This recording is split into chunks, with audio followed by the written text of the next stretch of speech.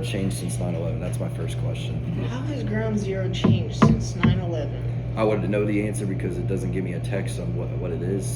So Ground Zero was like the very start, or I guess like right after it happened, like them rebuilding everything. That's Ground Zero. Yeah. Because you're starting from the beginning.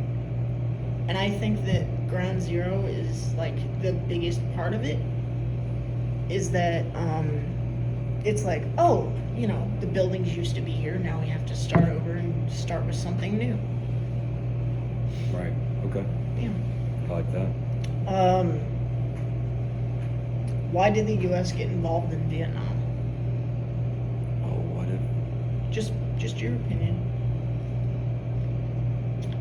Because they were just trying to fight? I don't know. Yeah.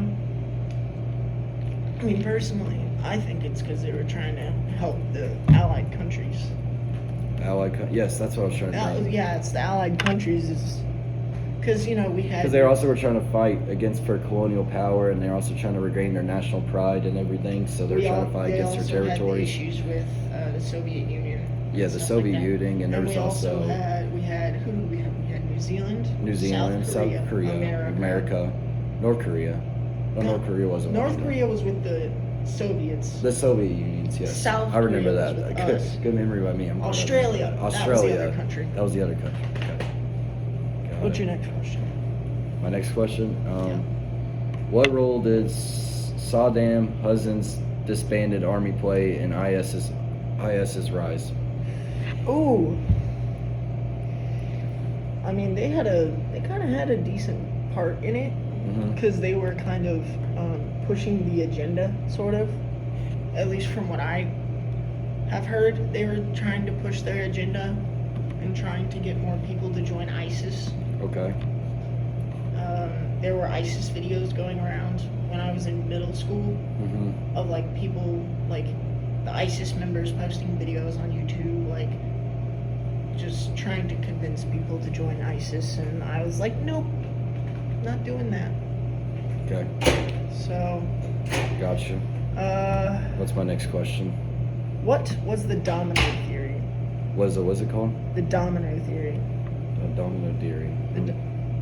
I need to think of it real quick. What is the domino theory?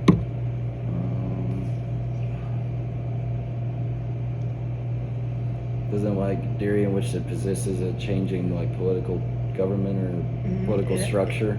It has to do with and like it's tried to neighboring countries and like build it into some kind of domino effect where it kind of like changes the prominence and stuff in the United States maybe. Well, it has to do with Vietnam. Like and part of Vietnam, not just the United States alone, but the United States didn't really get. Well, it was prominent in the United States, but it was more direct related into the Vietnam War. It was more pushed towards Vietnam and not the exactly. That's what I meant to say. The United say. States was just over. I just don't know much into the topics. It's kind of hard for me to go. Yeah, it's fine. It's hard to be broad about these questions because there's so many to ask. But yeah, I don't want to ruin the podcast. So no, you're good. You're all good. Again, like I said, it's opinionated. Yeah. I agree.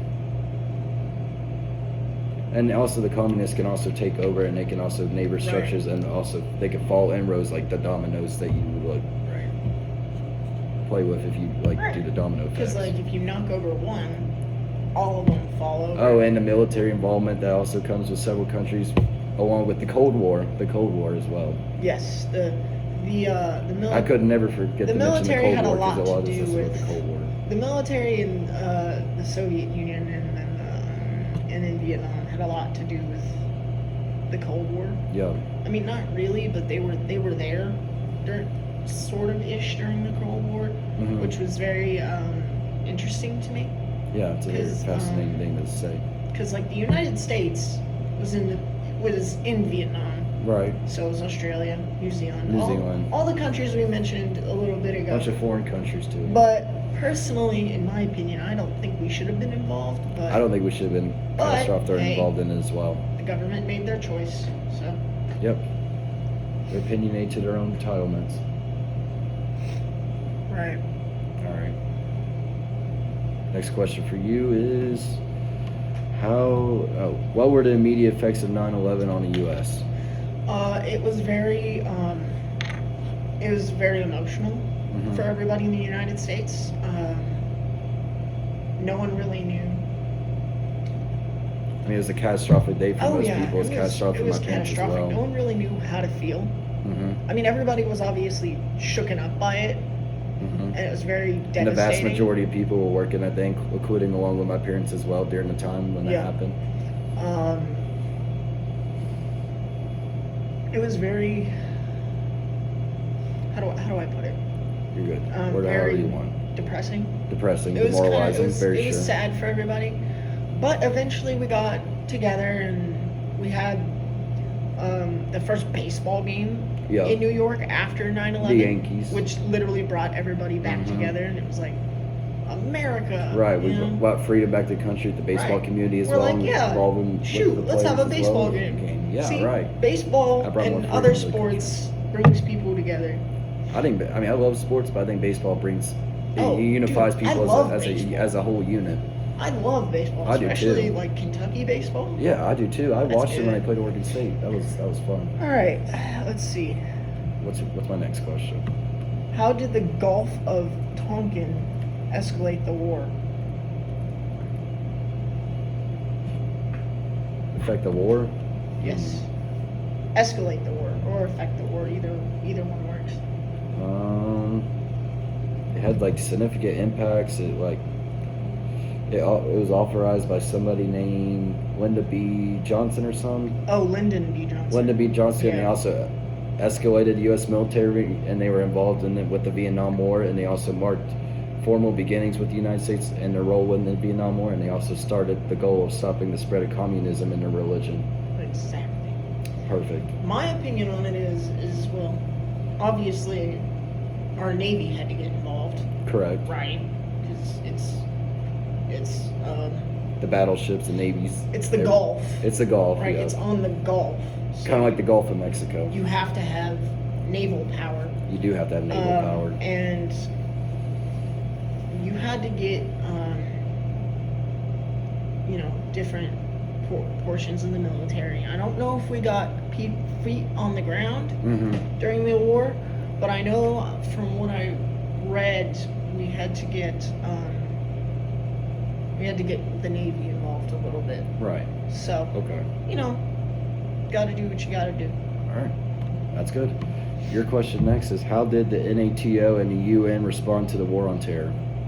Ooh, that is a great question. That is a great question. I would have never thought of that. Wait, what was it again? How did the NATO and the UN respond to the war on terror? So 9/11 war on terror, for example. Okay, Kinda like so mine, based on my topic. Personally, I think, this is just my opinion, and I didn't really, You didn't learn too much on top. I wasn't born when 9/11 happened, Mhm. so I don't know much. I wasn't. We were both born in 2004, so it's hard Right, for us to know but right when that happened. I believe the UN, all it was trying to figure out how to fix the problem, Mm-hmm. because it's the United Nations. Yeah, it's the United you have Nations. to figure it out. They were trying to figure out, I guess, the best course of action to Yep. fix it. I like that. Because you can't just be fixed. That's no, not possible. you can't resolve the problem in a You couple. can't It just takes be more than a couple fixed. days to fix this You problem. have to process it, Yep. bring it up to other members of the United Nations, bring us together. Then you have to think of a way to fix it. And once you all think of the proper way to fix it, and everybody agrees on that, then you can go and be like, okay, problem fixed. Mm-hmm. Problems Or- resolved. Resolved. Resolve's a better word to use Yeah. for that. Don't worry. I can fix your vocabulary. It's all good. This worries. question is on the anti-war movement. Okay, so what's Because the back in the day, the United States, we didn't like war. Right. After World War II, We did not like war. We were like, no, we didn't. We don't want this. Why is there an anti-war movement? Why do you think there was Why an is there- anti-war movement? That's just your personal opinion. Why do you think we had an anti-war movement? Trying to think. Probably just to resolve the conflict and have changed the social movement that we had that was trying to it brings an opposition to how a particular nation starts to carry on their legacy and how they amend their conflicts and everything. Right.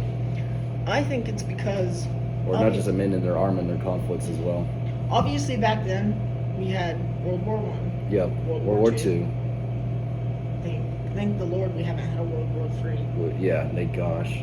But I would have been terrified if we had a World War III. Ooh, but personally, I think it's just because just because of everything that goes on Mm-hmm. in the world and everything that And was going on also, at the time. they also had a significant minority with the American Right. colonists supporting the British during the Revolutionary War. Right. And I personally think that, again, a lot of the people in the United States at the time were huge anti-war because this was what, the 70s? Yeah, it was like 1970s, closer to when my parents were born. 70s, so this was like 50 years ago. kinda-ish like 5 the decades hippie ago. era. Mm-hmm. So like the hippies they were all were. like love and peace and no war and don't fight. Yeah, trying Which to fight is- for prosperity which is cool, and everything. And Mhm. I'm not against it. I'm not against I do it. like some hippies, so. I do too. and, I like some hippies as well. But I think it's just because in the 70s we were all like peace and love and everything, which is fine. We're all trying to be peace lovers and peacemakers, Which is and also great. trying to divide and have prosperity between each other. Which is great, and I think that's perfect. But that's not how the world works. Yeah, that's not how the I world is can't revolved nowadays. just go to a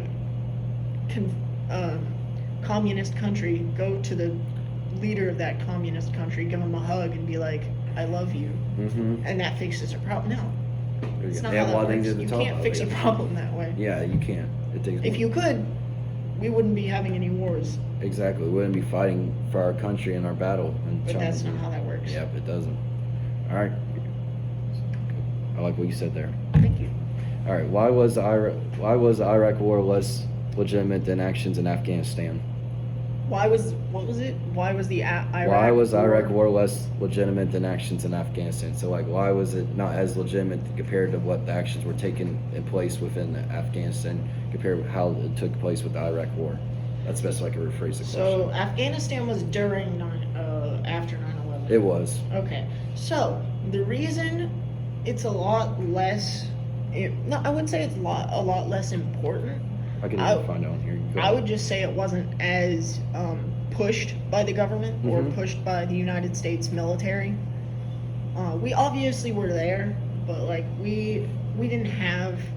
We obviously, when 9/11 happened, it's kind of like when we had Pearl Harbor, Right. right? Remember? course. Everybody wanted to go to war and fight the Japanese, I agree. right? That's basically how we felt Go ahead. when 9/11 happened. We were all like, well, shoot, we gotta go to war. We gotta fight. We gotta avenge the people. And Right. and one reason that it was less powerful is because the U.S. and also had a coalition with the forces invading Iraq, following their intelligence with the country and its dictator, Right. with the Hassim guy, and he also possessed and was also trying to develop weapons, like Right. weaponry of mass This was- destruction as well, which also began in like 2003, so it's right before we were born. This was this Al Qaeda? No, this was not. I don't think it was Al Qaeda. It was something different. This was after, I think. I wouldn't know exactly on top of my head. I can't open my mind that far to know exactly what it was. How do you think students and activists contributed? How do I think what? How do you think students and activists contributed to the Vietnam War? Let's come to the Vietnam War. Like, I don't know. My opinion is, protests and civil rights stuff. Oh, they 'Cause- were also the fight for they're trying to Right. fight for their own rights and protecting their own rights, and they're also Right. trying to Because this was during. they're trying to bring back like anti-war ideas to broader topics and subjective ideas, and Yeah. also they were trying to move as well and help students leaning students toward activists who protested against the war and fought for also social justice. We also try to fight for social justice, Right. and we're also known for the pro-war and also anti-communists. Also had youths who also try to organize for protests and marching bands. Right. Like that That's the best I could say. that one assignment that we had for this class was the civil rights assignment. I remember that. I did mine on the civil rights of disabled people Mm-hmm. because I have, cerebral palsy and everything like that. So I fit in that particular group of people. Okay. So that's why it's so close to me, and that's why I care about it a lot, is because that was them protesting getting the 504 plan signed, which is Mhm. for college students with disabilities. Yeah, I sort of have a disability, kind of have an autism a little. That I still kind have- of affects me in how I'm thinking right now and what words are coming out. So of my that's mouth. why I have what they call, I guess, here's a 504 plan, Mhm. which works and it's good. Okay. What's your question? All right. Next question. What motivated the U.S. invasion of Iraq after 9/11? Oh, well, yeah, like I said We earlier, basically just mentioned the this. motivation The motivations. to protect people, to Yep. protect our people, and just make. I don't want to say make everything great or make everything better, because you can't make everything better. That's not possible. And they're also. But they tried. Iraq was also trying to carry on to their victories and subjected to. They're also trying to carry on for the war on terror and how they Right. began with 9/11. We had And he goes on and still just says, yeah, and just says he says. It carries on. It carries on a significant legacy and impact on several people and Americans, but also mainly with Iraq. So But yeah, I think, like I said earlier, it's mainly the motivation of the people of the United States wanting to,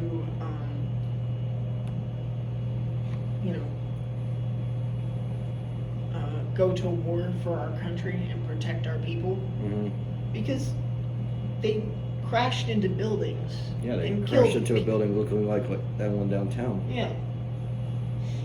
They crashed into 2 buildings in one of the biggest cities in the country. Like it was no big deal.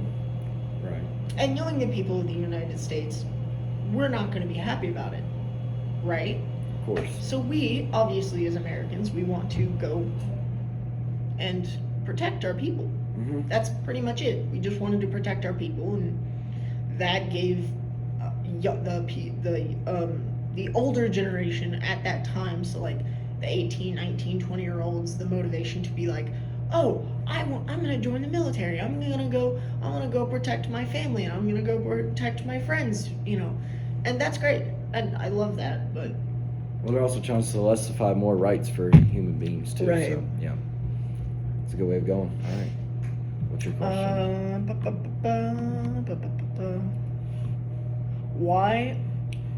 Why was the 1968 DNC significant? Okay. Why is it 1968 DNC significant? Because they had a It was the televised clashes between protests. yeah, and it happened within the international, amphitheater in Chicago as well, and also incumbent President Lyndon B. Johnson, which we mentioned about earlier. Yes. So. It was the And it was held from August 26th to August 29th. So. it was the protesters, the police. Mm-hmm. It was because of social divisions and amplified the anti-war. Yep, and it took about 7 days for them to draw an estimated 7,000 to at least 10,000 anti-war protests in total. It took them weeks for that 1967 march on the Pentagon of the left-wing counterculture and the anti-war combat. Yeah, I completely forgot that they did that. They did. I forgot that they marched onto the. They were. It's crazy. Usually the government doesn't. As like- well, they supported the anti-war Democratic presidential candidates, and they also began planning demonstrations in response to their Democratic national conventions and impending presidential nominations of Democratic nominees, and Vice President Herbert Humphrey. And they had authorities as well that was trying to help prevent protests from occurring, but they were highly unsuccessful, and the city promised to have a law and order that's helping to suppress those protesters. Yeah, very, very deep That's a stuff. lot. It is. A lot happened during that time. They also were dealing with many unprecedented levels, and they also had to deal with police brutality, which that was dealt with. Everybody dealt with that, and the violence of Chicago Police Department. They also had the Grant, particularly in Grant Parks and Michigan Avenue during that convention, the actions with the Chicago Police and National Guards and other law enforcement agencies were having to be involved and described by the National Commissions and the causes of prevention of violence as a police riot. So it was a bunch of police riots, basically. Yeah. Yeah. All right. You ready for your next question? Yes. All right. What does the concept of liminal war mean in the War on Terror? Liminal, liminal war. Liminal war? Mm-hmm. I'm not sure if you ever heard of that. No, I have not heard of that. Okay. I might have to Google that. Hold on. That's okay. If you don't know much, then just say what you can from that. I had to look up one of the questions too because I was not familiar with one of the topics.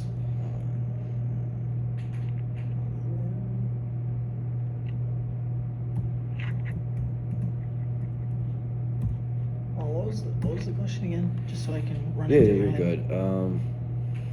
What does the concept of liminal war mean in the War on Terror? Oh, it's a style of warfare Warfare, okay. where combatants operates on the edge of detectability. Excuse me. You're okay.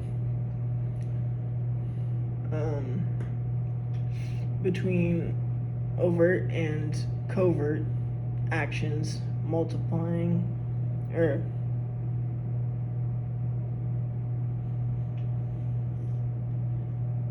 it's to inflict damage while avoiding attribution and triggering strong response from the enemy. Basically, Okay. is a short way of putting it. I like that. All right. What's the next question? My next question for you, sir, is what was the impact of the Kent State shooting? Okay. Kent State shooting. So this was like what happened in college? Yes, Kent State. Yeah, it's a college in Ohio. I know Yeah. that. Just trying to think because I don't think I've ever heard of it. It happened. Did it happen in 1970s? Kind of like I think what it we happened around in the 70s. So it was like I think the only thing I can remember is it happened in like May of 1970. I just don't know Yeah. the exact timeline and frame or the time frame or the date of it. No, you're good. Did it have like an escalation with the anti-war sentiment or something like that? Oh yeah, it killed 4 students and wounded 9 other Yeah. people of the Ohio National Guard during that protest, and also had a U.S. invasion with the Cambodian intensified opposition to the Vietnam War, and it galvanized protesters at colleges and other universities across the country. Right. And it also intensified the anti-war sentiment and But yeah, that's the one I was the talking about. mistrust in the government. Yep. And they also polarized public opinions. While many of them were horrified with the violence against these unarmed students, they also supported the National Guard's actions, and they were opposed to viewing the students as disruptive or unpatriotic. I mean, personally, I think it's just people doing their right to free speech, Yep, that's freedom of speech right which there. is fine. But I guess back then it was kind of like the government was like, They also had highlights between the tensions of the government citizens, and they also led to increased scrutiny of law enforcement with the police officers, and they had to handle those with the protests, and they also spurred a debate about the militarization of police and the use of force in civil unrest, because they were unresting people and stuff. right. And they also symbolized social upheaval with the 60s and 70s, and with music, literature, everything else, and the reflection of the era's struggles. And they notably had the song "Ohio" by Crosby, Stills, Nash and Young. Yes, that was an interesting one. It was. All right. What's the next question? Oh, my question. Yeah. You're right. I forgot I'm supposed to go to you. Where's my questions? Where'd I go? What human toll has the War on Terror caused?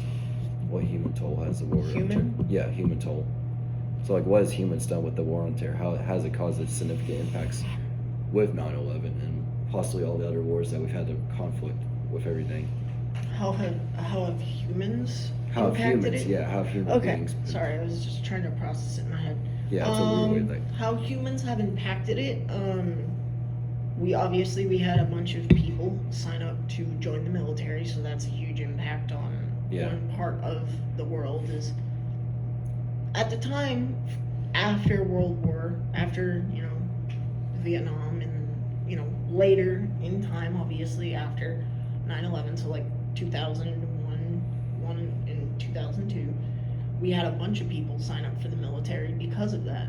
So we had a huge jump in enlisted people, in people, just different people joining the military, different people doing different jobs in different facets of the military. We have people joining the Army, we had people joining the Marines, we had people joining the Air Force. Yeah. We had everybody Marine joining Corps, everything. Every branch you can think of, we had people joining it just to deal with this problem. Also solidified that they also, fought for their country as well. Right. It's solidified that people care about this country. Absolutely. All right, I love it. What's my question? Your question, good sir, is... Hold on, let me make sure I'm on the right segment. You're good. I'm trying to think of these questions too, because... How did TV shape the views of the war, or views on the war, excuse me? TV shape, like what the like how did it make people feel when it was on TV? Oh, okay. Like basically the best way to put it is like, how did it make people what how people was it a certain war? Shape people's opinions? It was just the Vietnam War. Okay. Because they started going around filming during the Vietnam War. They had people with cameras and stuff. They had the military had their newspaper, the Stars and Stripes. So the Stars and Stripes. So that was telling people about, or I guess it was. I can't remember if the Stars and Stripes was posted to the public or not back then. All I know now is that you can go and read the Stars and Stripes if you want to. But back then, I think it was available to the public, so the public could. And also, the Vietnam War was actually one of the first televised wars that was ever happening. Exactly. And there's also unfiltered realities of wars. There's shift in public opinions. There's also how the different powers of iconic imagery was shown. There was erosions of trust in the leadership there and the bondship, cohesiveness, and then the amplifications of the protesting movements. Right.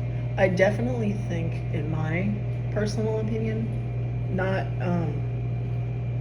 I think that it's very important that we recorded all of that stuff and got pictures, but also it's realizing that... So you're saying it's good that we captured those moments on TV? It's good that we captured it because we wouldn't be able to see it later. We wouldn't be able to see it. Yeah, it's kind of like having YouTube and be able to watch videos afterwards so you know what happened. Right. So my thing is that also it's the thing is the trauma that these guys have to go through is knowing that they're being shot at pretty regularly. Absolutely. And having to worry about making And it feels like they're not getting peace and prosperity, like I said earlier, because there's a bunch of shootings that are mass shootings and a bunch of just regular events that but it's also happen on a regular basis. My thing is when you're at war, you're constantly on alert. Yeah. Right? And I think that having a camera crew around is just a lot more dangerous. Oh, it is. Because you have to watch out for your guys over here. You gotta fight for your army. And then you've also got the camera guys behind you getting shots of you, shooting your gun or reloading your weapon or giving out commands to certain people. Right. And then that camera guy could get shot. That's why we have these different websites that discuss these topics, like History.com and New York Times, and explain all these topics. I'm not against us having camera people there as long as they have body armor on and stuff. But back then, they need to have body shields so they can protect themselves from trying to get destroyed. Yeah. Back then, so I was like, it's a little. Because trying to capture a shooting during the war is a disaster already, and they also had impacts on different political policy decisions, and they also left a tremendous legacy on media influences, right? Like what you just mentioned, right? Where they publicly. It's great because for people who need to learn about. But also during the wars, we didn't have phones and stuff, so we couldn't even mention it out to the media. So we had to basically publicly discuss it out to the. You had to post it on the newspaper. On a newspaper article, otherwise or people go wouldn't know. I think they posted the videos on the news, They would, but or it was on in movie theaters. oh, they would also get them with the little phones that what were those phones that you picked up? the radios. The radios, yes. Yeah, because you'd get a That was clip. one of, way to yeah. tell about getting. But I don't know what I'm saying. I definitely think it's very important that we have what we have now, because, like, obviously we had cameras back then, but now we just have like phones and satellites and. Yeah, and now with today's modern technology, it's a one click of a button, and you have everything that you Right. need right in front of you. I could go on Google and just look up videos of soldiers fighting in Vietnam.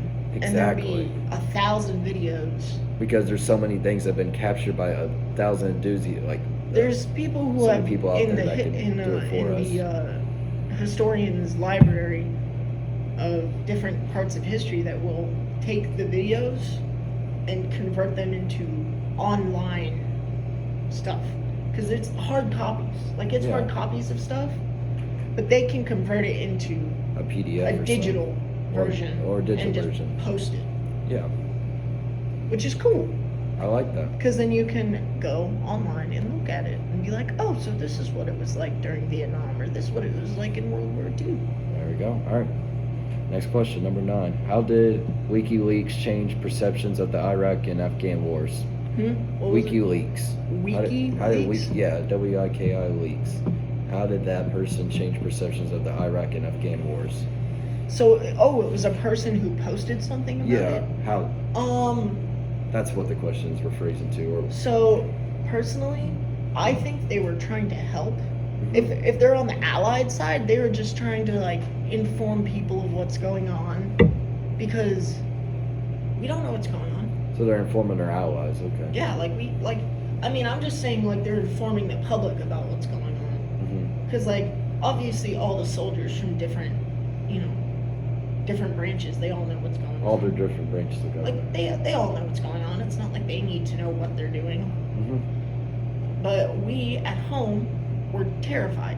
Yeah. Mothers, fathers, brothers, sisters, uncles, Oh my grandpas. gosh, yeah. Everybody was stressed out, didn't know what was going on, losing their mind, and I can see why it's stressful. And that particular person or people who work for whatever this got posted onto was just trying to help and just let people know that, oh, hey, like, maybe there's a picture of their child fighting in the war at a military installation somewhere, and they're like, oh, that's my kid, he's okay. You're right. So, like, they're like, okay, he's fine, he's good, he's alive. He's 'Cause, protected. That's good. Because, like, most people are gonna think, oh no, what if he gets shot? All right. I love it. Next question.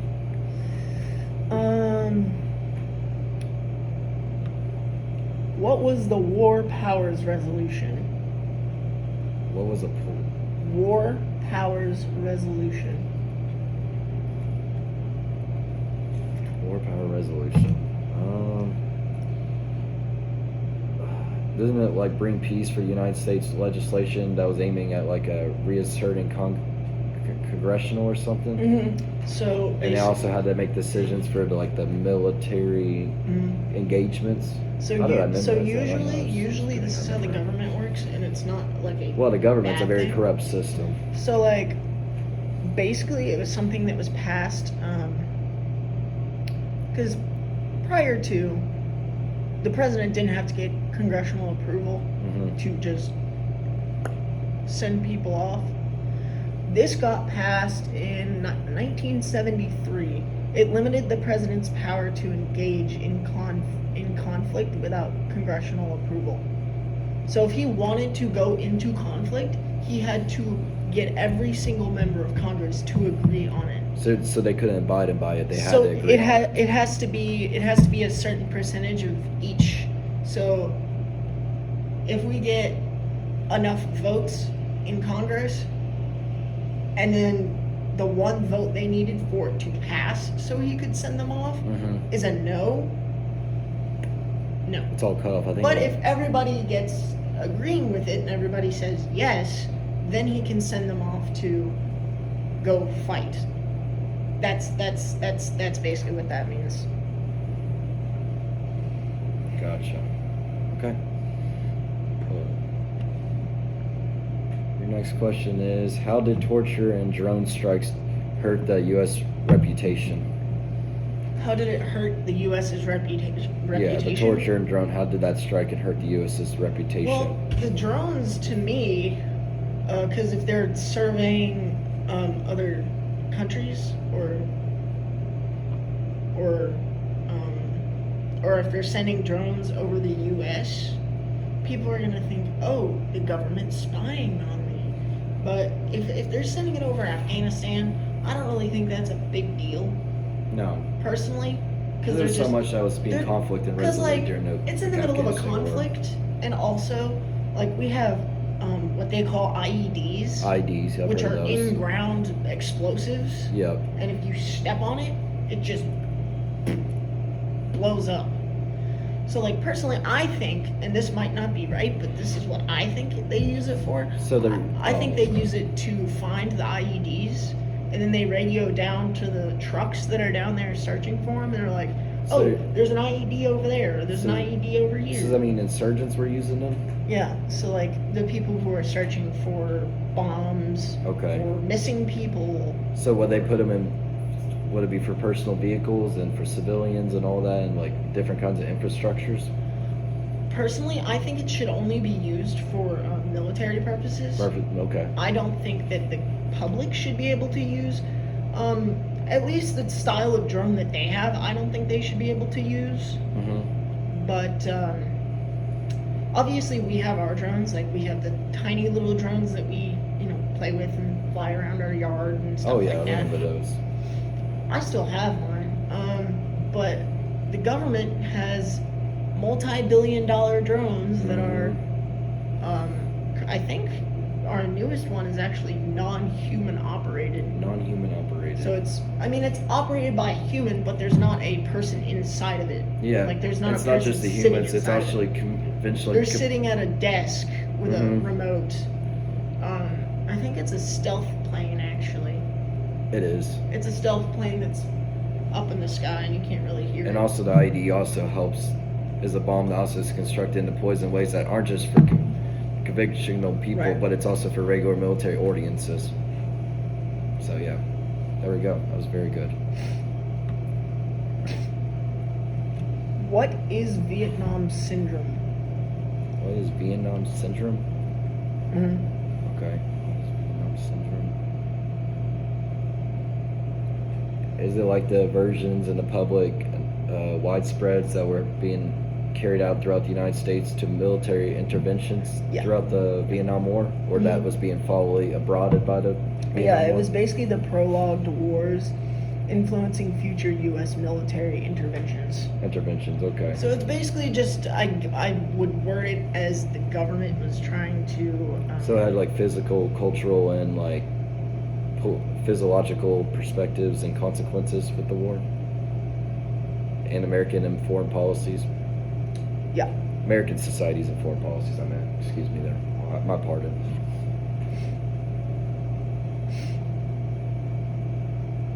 All right, what's your question?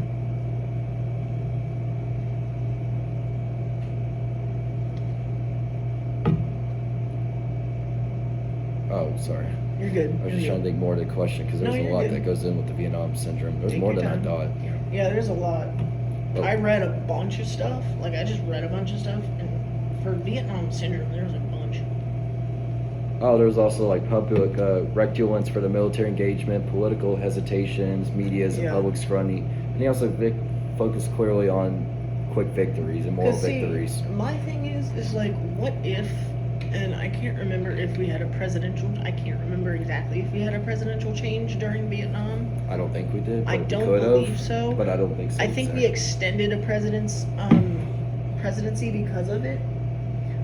But if we had a presidential change during that, I think that the country would have been a little confused.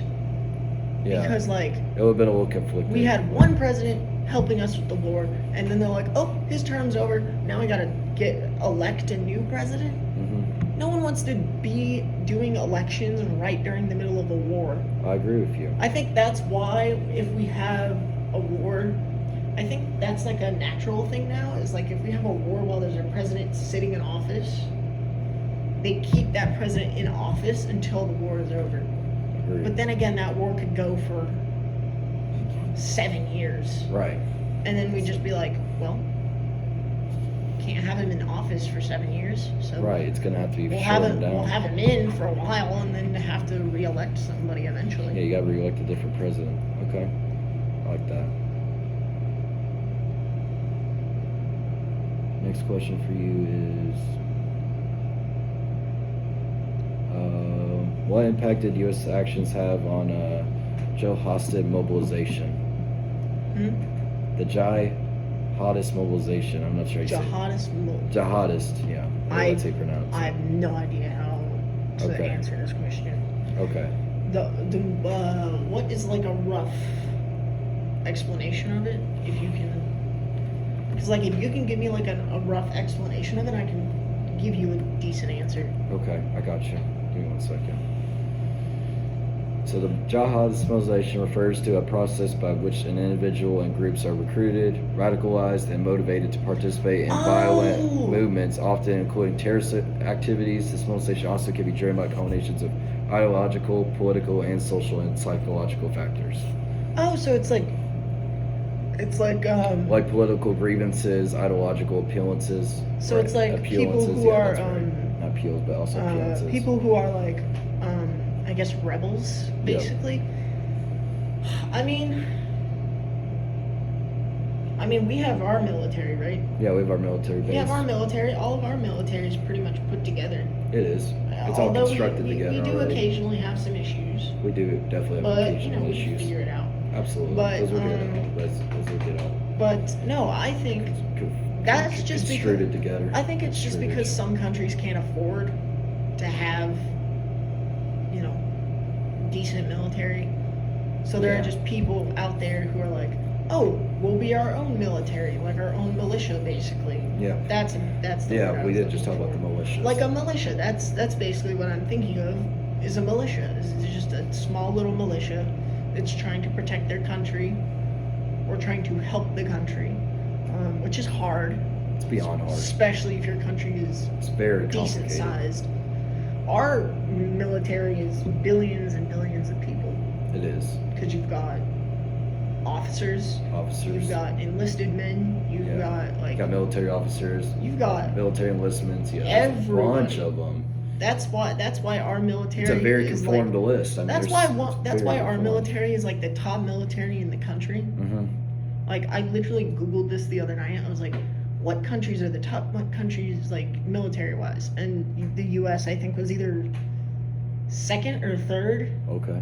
probably first. I can't remember. I'd have to look it up again. But it's the U.S. is up there, It is. and we also have a very good budget. We do. Our military equipment budget is like billions of dollars. It really is. It's ridiculous. It's a gigantic budget. All of our taxes go to that budget pretty It much. does. That's where all my taxes go when I get my paycheck from work. Which is fine, Yeah. because I mean, technically, we kind of need it, Yeah, we do. unless you're spending our money on something stupid. Yeah. But, you know. Absolutely. What was the question I was about? Yeah, after this, I got 3 more questions for you. I've got, let's see, 12. I might have to skip past some of this, Okay. which is fine.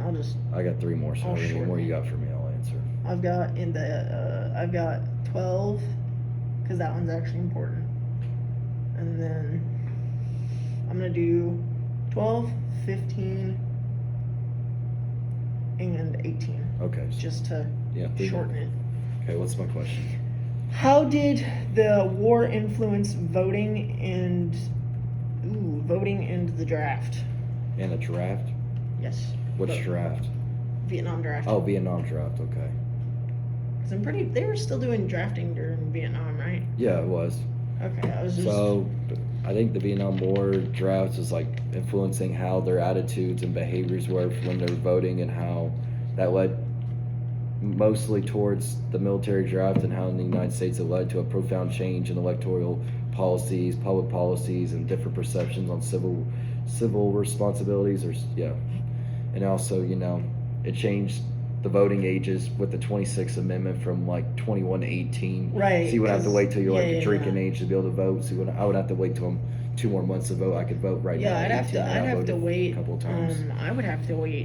There was also shifts in how the What's- anti-war it's sentiments, December. which were influenced in the 60s and 70s, which you kind of went back and talked about earlier. So it's December today, and my birthday is in May, so I'd have to wait.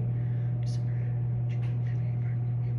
You'd have to wait 6 months. Yeah, 6 more months. I'd have to wait 6 months just to be able to join the military or drink, Yep. which is, for me, is fine. I can't That's join fine. the I military. only got and 2 more can't- months. We're yeah. both almost the same age. But it's fine. Only 3 months older. But I think the draft is very important. Mhm. At least for like major issues. I think if we really needed to, we should, like, if we have World War III, and it's like absolutely necessary, if we can't get a lot of people to volunteer, Mhm. I think it is very important that we enlist or instate, a draft to be like, hey, we get it, y'all don't want to, or there's not a lot of people volunteering, we're just going to instate a draft. So you're saying it's voluntarily important for people to be able Volunteer. to speak? Like, Yeah. it's important for people Not to as volunteer, volunteer, yeah. but like, if not enough people volunteer, Mhm. like if the military numbers of volunteers is just, On the decline. then we need to instate a draft if World War III happens. Yeah.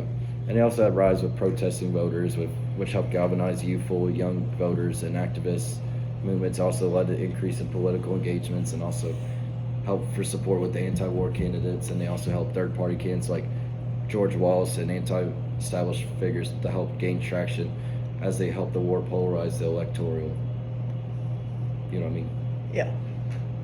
Okay. Gotcha. All right. Just want to make sure you're familiar with that topic. I'm sure you were. That was pretty familiar. All right. Your next question is, what is the financial cost of the war on terror? What is the financial cost of the war on terror? Yeah. If you're not familiar with this financial cost is, you can look it up. I'm not too familiar with the number of the financial cost of it, but I know it's a lot. Mm-hmm. Because, like, for war purposes, our budget is crazy. Like I said earlier, our budget is pretty hefty. But yeah, I think that our definitely think that our budget was good enough Mm-hmm. for it. And I think Do you want to try to just throw out a number out there? It's really big. It's more than how many people we have in the entire world. so it's in the trillions, I'm assuming. Yeah, So you're right our up there. budget You're is- actually really close. So our budget, I would think, is like Just make an approximated guess. 14 trillion. Close. It's a little bit lower. Oh, so it's low. So is it double digits lower or single digits? Single digits. That's all I can tell you. 9 trillion. Really At close. the time. Really 9 close. 9 or 8 trillion. 8 trillion. You got it. Ooh. 8 trillion. As of today's date. It was probably different back then whenever it was originated Oh, so our with the war on terror. budget currently. So it's is- probably changed ever since it happened 23 years ago. Yes. Oh yeah, it's definitely changed since then. It happened. It changed, and then within the Afghanistan war, it was about $2.2 trillion, and the Iraq war from 8 years ago, or from 03 to 11, it was about $1.9 trillion. Isn't that crazy? That's 1.9 wild. trillion. That's wild. And then from Afghanistan, from 01 to 21, so about 3 years ago, it ended $2.2 trillion. That's wild. All right, let's see. How did the war shape the views on patriotism? Or how do you think the war shaped views on patriotism? Shaped the views of patriotism? Yeah. Okay.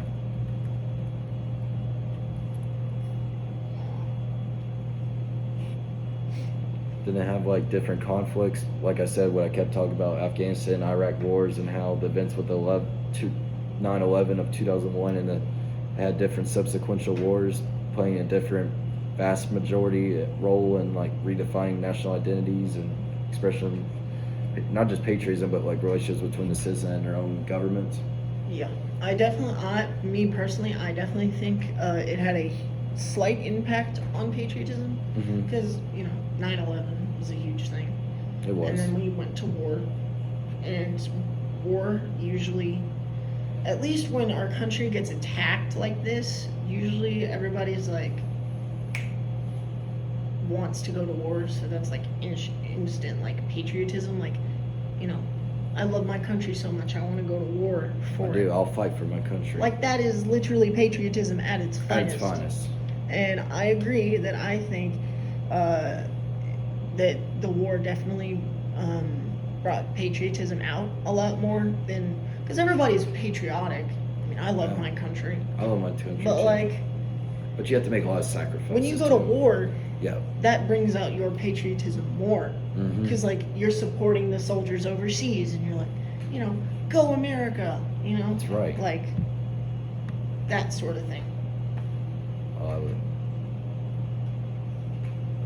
Okay, how have experts critiqued the U.S.'s response to the 9/11 and war on terror? How did the experts critique the U.S.'s response to 9/11 and the war on terror?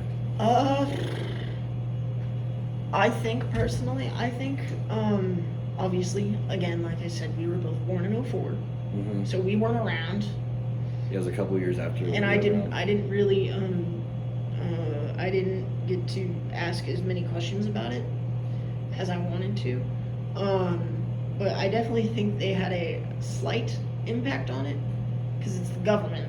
It is. They kind of have a huge chunk of like, I mean, obviously it's not our fault that it happened. Oh, definitely not our fault. But what I'm saying is that once we decided to go to war, the government was like, we've got to stay on top of this and keep it rolling, but also, you know, motivate people to keep trying and, you know, stay calm and be safe and, you know. Just gotta stay calm, cool, and collective. Yeah, pretty much. Calm, cool, collective.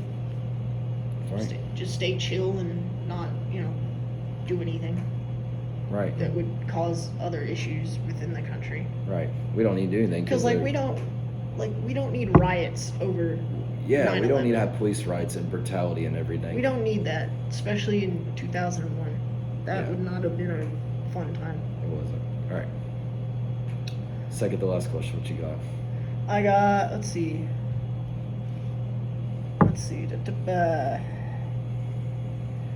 How did diplomacy involve post-Vietnam?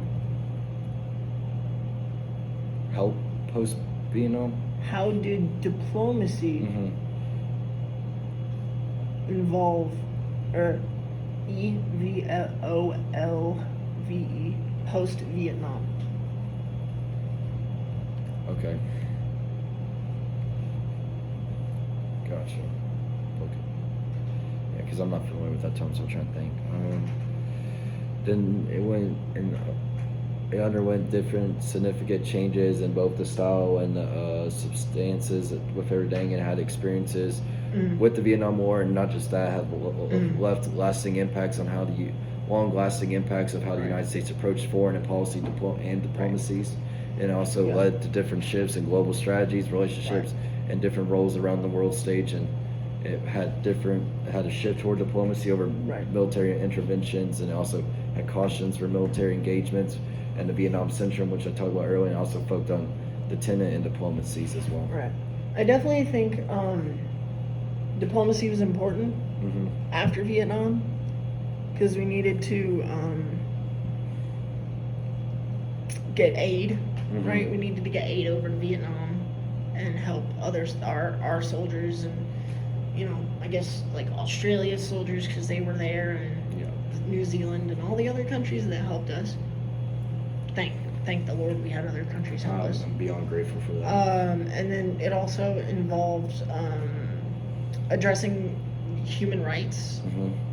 and, like I said, developmental aid. It involved that. So I just think everything, or at least for that portion, I think that human rights is very important Very post-Vietnam, Mm-hmm. and also developmental aid for a lot of things. Like, because after post-Vietnam, like, we had people with PTSD Yeah. in World War I and II. We did. And then now we've got people with PTSD from Vietnam. And we've got people from PTSD with, you know, Afghanistan and Iraq. So I think having, like, developmental aid for people with those types of issues is very important, because that kind of messes with people. You think it alters with them? You think it like changes them? Psychologically, it definitely messes with people. Yeah. That's why I'm glad I took a psychology class, because Me too. I got to learn about PTSD. I learned how the human brain how it operates in functions, different circumstances. and it really helped me understand like people who have it from, you know, fighting in wars and stuff like that. I'm like, oh, now I understand. You know, and it also shift to like, Because like when I was a kid, I never understood it. I was like, why is he freaking out over this little thing? And then my parents had to explain it to me, and I was like, oh, okay. But now that I've taken that class, I'm like, oh, cool. It also shift to multilateralism and also increased roles on international institutions, and also had human rights diplomacies, and also dealt with Reagan's, you know, active diplomacy and rebuilding global influences, and also ended up the 10 renewed confrontation, and it also had diplomacy engagements with China and the Soviet Union. Right. Remember that? And then the intermediate range of nuclear forces, the INF. And then had the end of the Cold War, global leaderships, new focus areas, humanitarian concerns, the Gulf War, and the UNC diplomacy. Kind of talked about that earlier. Economic diplomacies, globalizations, it had different impacts with China's economic rise, and it also had a mistrust with military interventions, and it also had the 9/11 attacks as well, along with the diplomacy. I've got last two questions. All right. How are veterans affected? Or how do you think, specifically, how do you think veterans were affected? How do you think veterans are affected? Yeah, just in your personal opinion. How were veterans affected during the Vietnam War?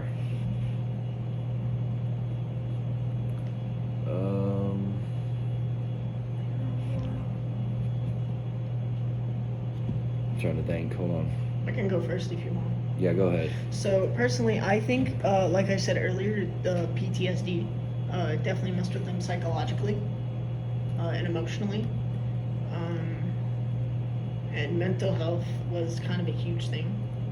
It started becoming a huge thing in like the 70s, I think, if I remember correctly. It was 1970s. It was around the 70s, is I think what my psychology teacher told me, was like around the 70s is when we realized that like this was a very important thing that we needed to pay attention to as, you know, psychologists and as doctors, and is like, this is a thing that's affecting people. Like that was a thing that affects people I a just lot. thought of some that would combat traumas. Yeah, combat trauma. Yeah, like amputations, brain Yeah. injuries, and chronic conditions. Some people might have chronic conditions. Like breaking your leg, like Exactly. losing a hand, Exactly losing right. your foot. Yeah, That can really mess. that's with where they have people. to amputate it and everything. Yeah. Okay. And they also had treatment and public receptions and lack of support with upon returns, and they also had baby killer stereotypes. And they also had difficult adjustments to civil lives, economic Right. hardships with the social and economic challenges, Vietnam veterans against war, the Winter Soldier investigations with the Afghan veterans movement, government response and recognitions. You know, they had delayed recognitions with the PSTD, Mm-hmm. the Orange Compensation, Vietnam veterans memorial. And there was also severe, not severe, but I would say there was a lot of unemployment, there was because a of lot of it. unemployment with jobs. which is And still the job search, which is still happening I wouldn't today. say it's a huge problem now, but it's definitely still a problem, because there are people who come back from serving in the military, and you know they'll have, you know, they could be the most decorated soldier, Yeah, but as soon as you leave, that still matters. it still matters. To But you some need a sorts. job, You do. We all have to have jobs. and it's like, what It's do I hard to have a do? job if you're unemployed. It's like, what do you do? Yep. Sometimes when people be like, "Oh, thank you for your service," but all of our spots are filled here at this specific job. I am so sorry. Yep. And you're like, "Oh, well, okay." Also had lasting impacts with changing public attitudes towards, you know, different veterans, like Yeah, the veterans that right. fought for our wars, and also influence on later conflicts Right. during the Vietnam War and everything, Right. how it influenced U.S. approaches with the subsequent wars and stuff. That's what I got for that. All right, let me see what my last question is with you. I got one more question. If I can find it. Take your time. Your last question of the day is, how has the war on terror shaped U.S. foreign policy? The war on terrorism to the foreign policy. I definitely think, if I can remember correctly, we've had to change our foreign policy at least once. We've had to change it at least once or twice. Once or twice, from what I can remember, we've had to change it. But I definitely think because we've changed it, it's definitely, and we've also talked about it with other people, that I definitely think it's important that we talk about our foreign policy and get our foreign policy understood by everyone. Because, like, I would have to go read over the foreign policy, but our foreign policy is important It because is. we've got foreign policies with everybody. We've got foreign policies with Canada. We've got foreign policies, like, every country has their own foreign policy, right? And we have our allied countries. We got France. We got New Zealand. We got Australia. We got Canada. We got just a whole bunch of countries in not the UN.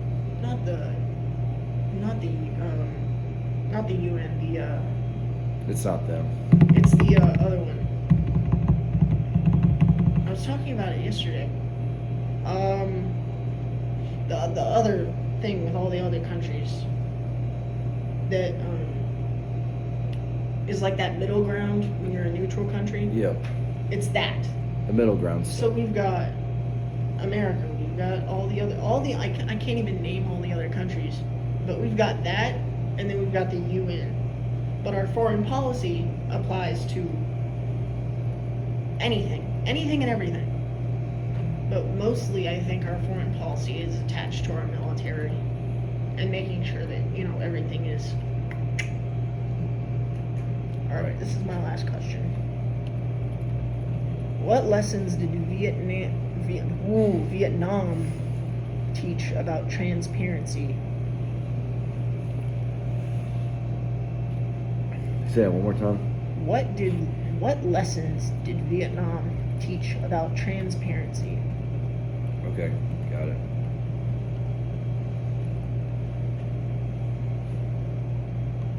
I'm trying to think. What lessons did Vietnam teach about transparency? Okay.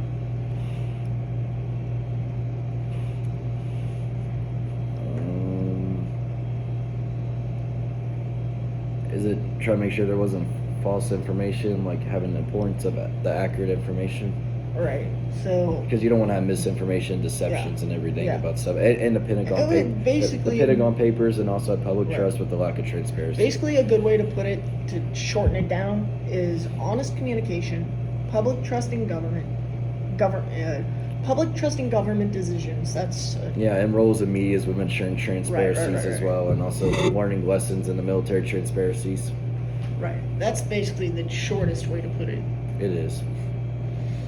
And he also had importance of the government accountabilities and reforms with policy changes with the FOIA and the public communication Right. strategy. So there we Right. go.